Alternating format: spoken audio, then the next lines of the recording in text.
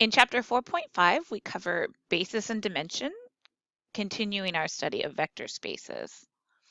Our learning objectives are to recognize bases in the vector spaces Rn, the real numbers in n dimensions, Pn, the polynomials of nth degree, and m by n, so the m by n matrices. We are going to find the dimension of a vector space and also prove results about spanning sets and linear independence. So let's start by defining a basis. So if you have a set of vectors, and we'll say that set is S and it's vectors 1 through vectors k in your vector space V, then that set is a basis if two conditions are met. First of all, the set of vectors has to span V, and then the set of vectors also has to be linearly independent. So S spans V is saying that the set S is not too small to be a basis, and S is linearly independent is saying that the set S is not too big to be a basis. So it has to be the exact right dimensions in order to span.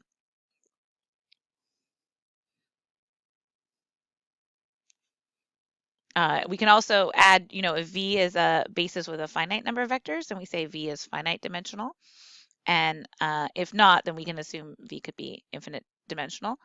An example of finite dimensional is a vector space V equals a zero vector. And so that's the zero vector alone, and it's finite dimensional. Here are some visuals for you.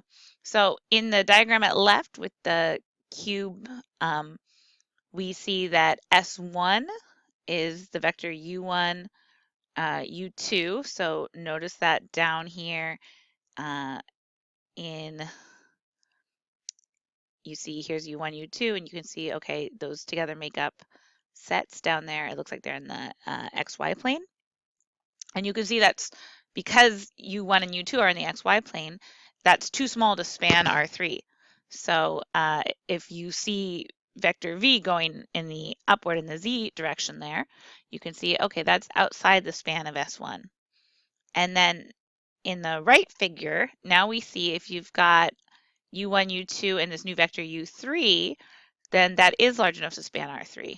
So you can see visually, we try to draw here with the lines, how you can use a linear combination of U1, U2, and U3 to create vector V. So in the left image where we only had vectors U1 and U2 that were in the XY plane, we couldn't form vector V with that because we were limited to the XY plane. Whereas in the image at right, we see between U1, U2, and U3, we're able to create vector V as a linear combination because we can go into all three dimensions of R3.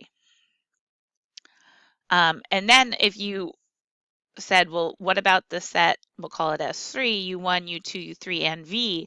Well, that's too large to be linearly independent because we can form V as a linear combination of U1, U2, and U3. So you want to have, in R3's case, you want to have these three vectors, U1, U2, and U3 to span R3.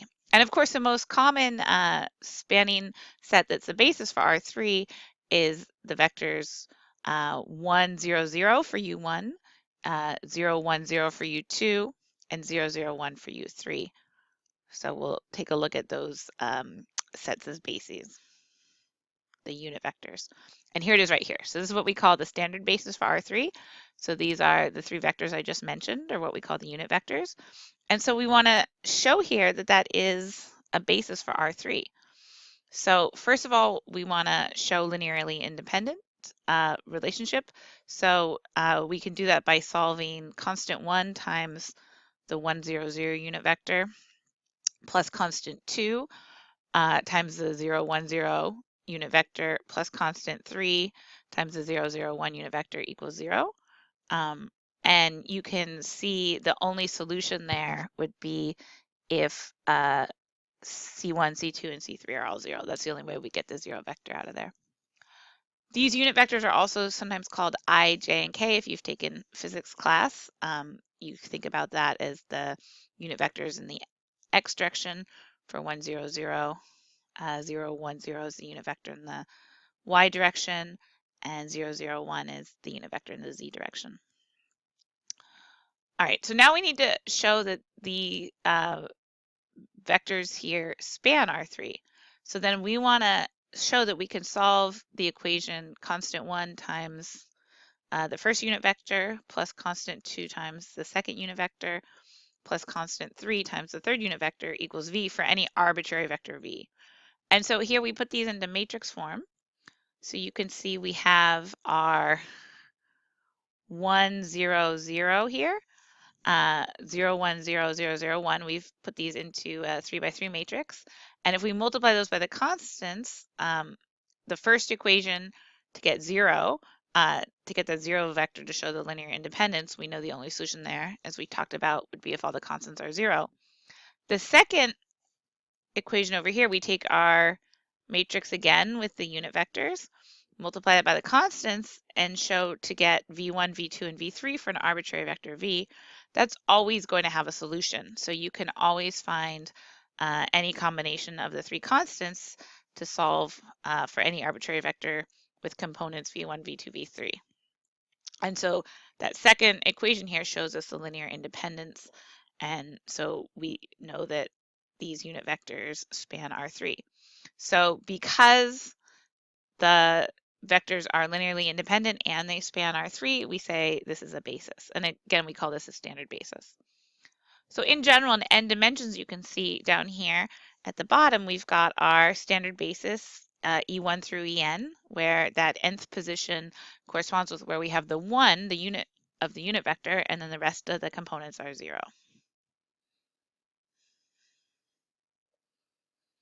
All right, let's work through an example. So I have got here these three vectors. The first vector, 7, negative 2, 5. The second vector, negative 3, negative 9, negative 1. And the third vector, 1, 7, negative 7. And I'm going to show this is a basis for R3. So the first thing we have to do is show the linear independence. So here's our equation to solve. Following the methods of the example we just looked at, I'm calling the constants C1, C2, C3. So these get multiplied by each vector I have here and set that equation equal to 0. And then to show spanning, to show that these three vectors span R3, I want to solve that equation with the constants multiplied by each vector and set that equal to an arbitrary vector v. So these are my two equations we're going to solve. And then in terms of matrix equations, we can take the vectors, I'll call them v1, v2, v3, and correspond those with the columns of the matrix here. So 7, negative 2, 5 corresponds with the column 1. Negative 3, negative 9, 1 corresponds with column 2, and 1, 7, negative 7 corresponds with column 3. So we want to see, okay, how would we solve if we multiply this by the constants to get 0? Well, again, that has only C1, C2, C3, all 0 as a possible solution. We call that the trivial solution. So that's showing our linear independence for these three vectors in R3.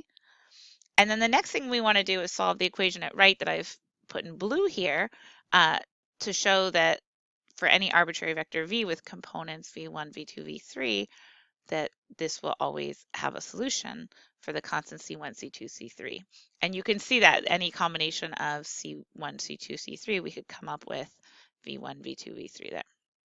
So that shows us the linear independence. So we can say because these three vectors are linearly independent and they span R3, that then we have a basis here for R3.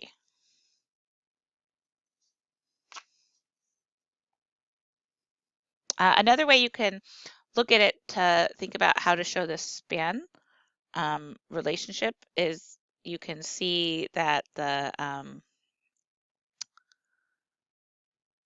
because of linear independence, we know that the vectors, what I'm calling v1, v2, v3, those are not scalar multiples of each other. And so then you can see through that not only the linear independence, but then also because we have three equations in R3 that are linearly independent, that then we're going to be able to span R3.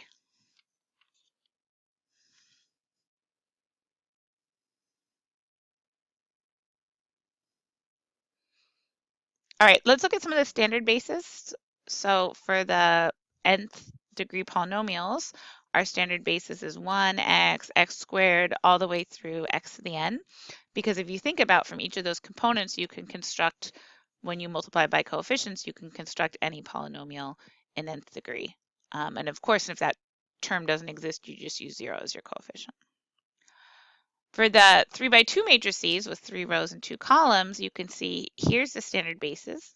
So down here you see we've got 1 in each position in the rows and the column. So because we've got a 3 by 2 matrix here, we have to have 6 matrices as our basis, if that makes sense.